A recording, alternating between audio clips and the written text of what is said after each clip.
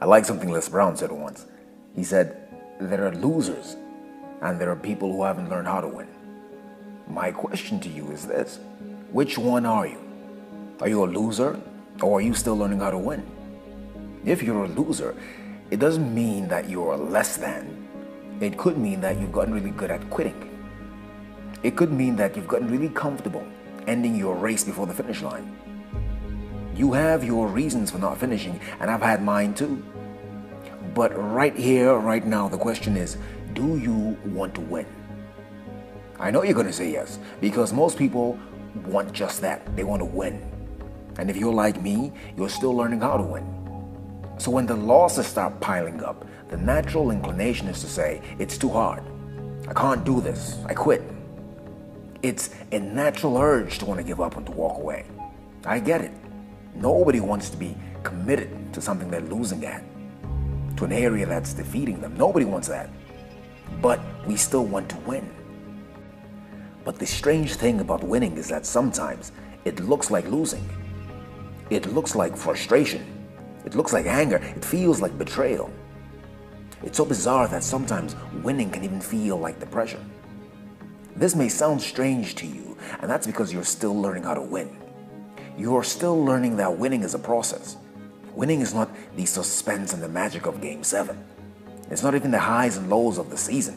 It's the sweat, the tears, the anxiety, and the mixed pains of each player on that court from the moment all those years ago they decided they wanted to be a ball player. It's the pain, but it's also the joy. Winning is about the lows, and it's also about the highs. Winning is a process. So why can't you win? I've told you that winning is hard, but you knew that. You knew that. I've told you that sometimes winning looks strange, but you suspected that. I've even told you that winning is a process, but you're figuring that one out already. So let me say what I came here to say. It's something Eric Thomas said. Everybody wants to be a beast until it's time to do what beasts do. Everybody wants to be a beast. Everybody wants to be a winner until it's time to do what winners do. Eric Thomas, E.T., this guy is a winner. His entire being roars, I came here to win, period. No excuses, no compromise, no settlement. I came for the win.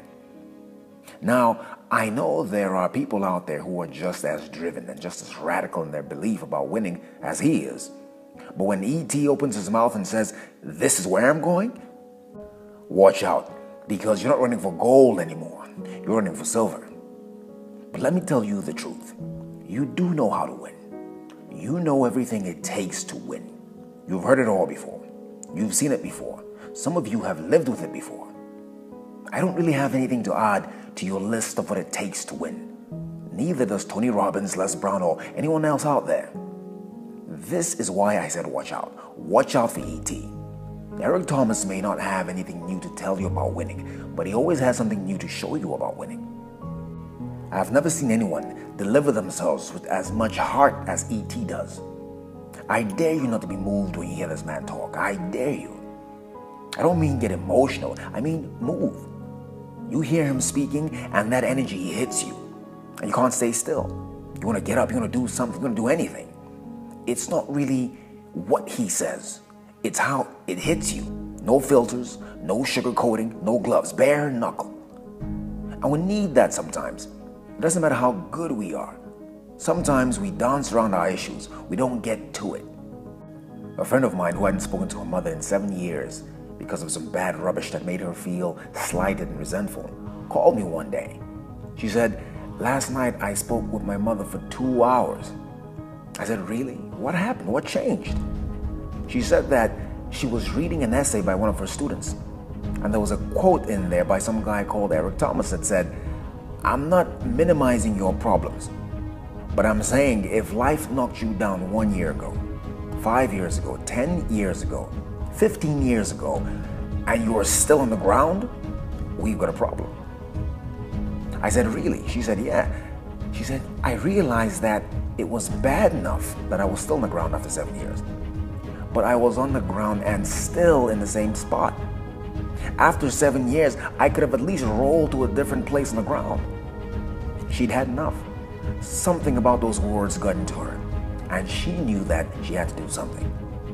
What I'm trying to help you see is that Eric Thomas's gift isn't his ability to speak or to persuade you. His gift is his ability to open his heart and to use it to expand his passion.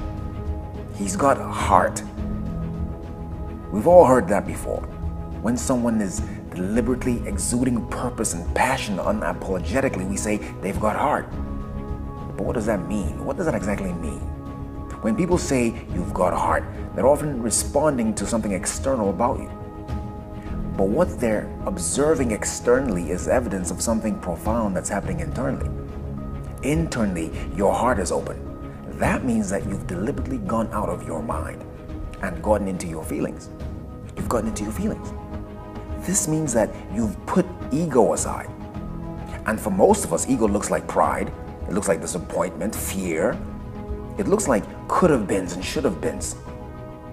If you can do that, if you can intentionally find that quiet and calm space inside of you, what will happen next will surprise you. You discover that you have access to an inner technology, a different sort of guidance. People have called it the inner voice, and most of us know it as intuition. I'm talking about heart coherence. I'm not speaking poetically when I talk about heart. This isn't wishful thinking or beautiful sounding nonsense. I'm talking about energetics. I'm talking about what scientists at places like HeartMath Institute have been studying for decades. I'm talking about the information people like Greg Braden and Dr. Joe Dispenza have been empowering people with for years. You see, the least of what the heart does is pump blood. Most of you don't realize that your heart is surrounded by a field of measurable electrical and magnetic energy. A field of energy that extends beyond your heart and into the physical world. It may actually reach out for miles. You know the benefits of being able to tap into your mind. But the energetic field that surrounds your brain is tiny compared to the one that surrounds your heart. So when you hear people talking about the heart mind, you should know that they're talking about something even more powerful than the mind.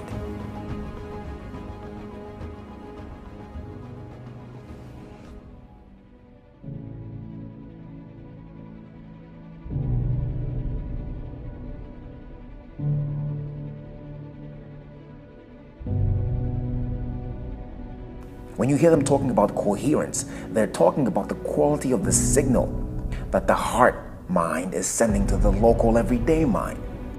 When you hear heart, I want you to think of Eric Thomas, because that's what he does so well. His heart is open. He's tapped into a steady stream of intuitive information and suggestion. He's in sync. So when you hear him, he's out of his mind, so it doesn't sound like persuasion. He's into his heart, so it feels like infection. It gets into you because he's connecting to your heart field. That's why you feel like you've got to move and that you've got to do something. He's bringing his heart space into your walk. Let me put it like this. You're riding his Wi-Fi signal, so you feel that energy. You don't feel it in your head, you feel it in your heart. You see, I know I've lost some people. Some people aren't open to this sort of reality, this sort of understanding. Some people refuse to accept or even try to make sense of a reality beyond what they can see. These are the same people complaining that they can't win. These are some of the same people desperate for something new, anything new from life. Well, I came to tell you that there's an inner game to play, and the reason you're not winning is that you're not playing the game. You want to keep playing the same game. You don't want to start, or if you start, you stop. Yes, it's hard. It's difficult to get out of your mind and into your heart. It's difficult to let life go, to give up anger, to give up resentment and hate. It feels impossible to let go of the pain of where you came from and of the trauma of what happened to you. I know, believe me, I know. But I know that you want to win. I know you want to be a beast. Everybody wants to be a beast until it's time to do what beasts do. E.T.'s right. Doing what beasts do is hard, but it's necessary. I'm thinking of something the poet Aeschylus wrote. Even in our sleep, pain which cannot beget falls drop by drop upon the heart, until in our own despair, against our will, comes wisdom through the awful grace of God. He's talking about pain. Pain opens up the heart. That's something Eric Thomas knows all about. You can win, but it's a hard thing, and there's some pain involved. My name is Angelo, and I'm the motivator. If you had one shot, one opportunity to seize everything you've ever wanted, one moment, would you capture it or just let it slip away?